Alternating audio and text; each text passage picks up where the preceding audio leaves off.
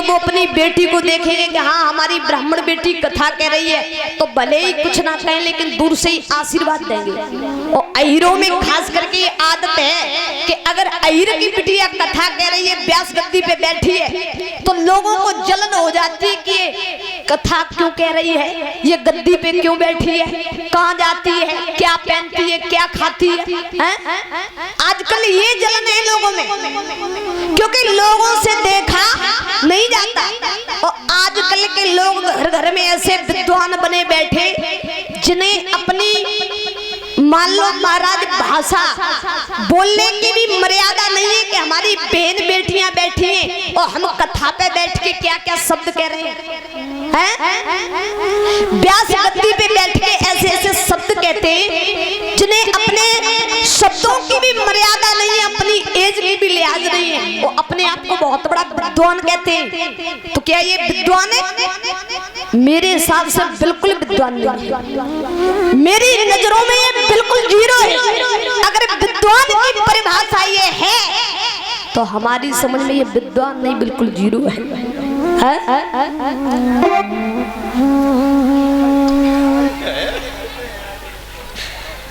तो ध्यान रखना, इसलिए व्यास गद्दी पे बैठे अगर हमारी बहन बेटी कोई अच्छा कार्य कर रही है, अच्छे रास्ते पर है, तो अगर आप उसकी अच्छाई ना कह सके तो बुराई मत करना।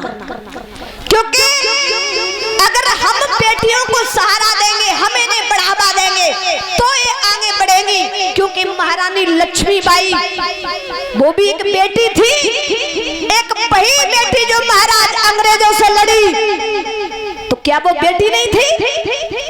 लेकिन आजकल के समाज के लोगों की नजरें बातें वो है कि महाराज कहने में भी शर्म आती है। अरे आप अपना नजरिया तो बदलिए, ये नजरें बदलिए, आपका नजरिया अपने आप चेंज हो जाएगा। बोले गोविंद भगवान की। तो ध्यान रखना, आज राजा दशरथ जनक जी बड़े प्रसन्न हुए कि मैंने तो साक्षात लक्ष्मी को प्राप्त हुआ है, मुझे तो बिटिया मिली है। और उस बिटिया का नाम महाराज सीता रखा है। क्या नाम पड़ा? सीता। और सीता जी जब महाराज बड़ी हुई, लगभग 5 वर्ष की हो जाती है, तो अपने आंगन में दादा झाड़ू लगा रही थी। बोली गोविंद भगवान की, कन्हैया लाल की। एक छोटा सा संकीर्तन बोले कि चल दिए लाल को,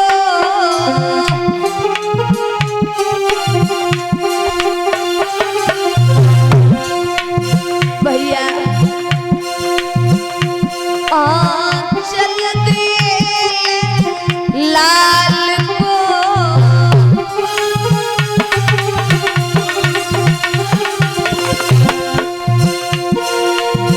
कंस के डिंग जाने लगे, चल दिए लाल को।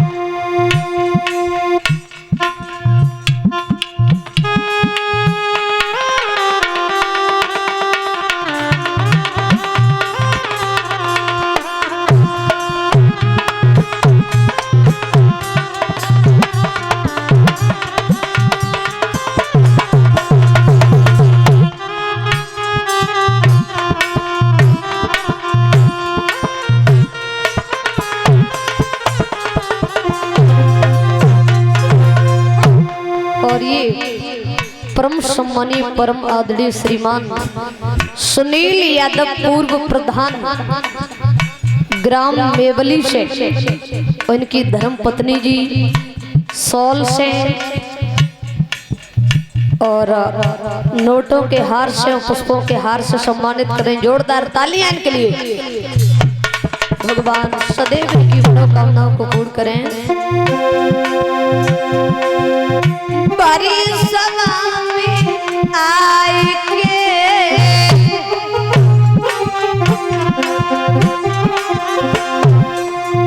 बेटा को तुम्हें दिया,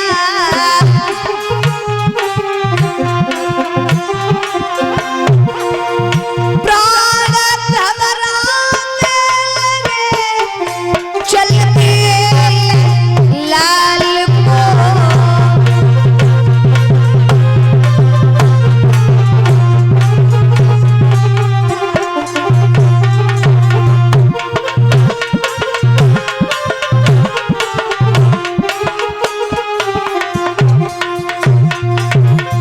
मेरे भैया आज पहले बच्चे को लेकर के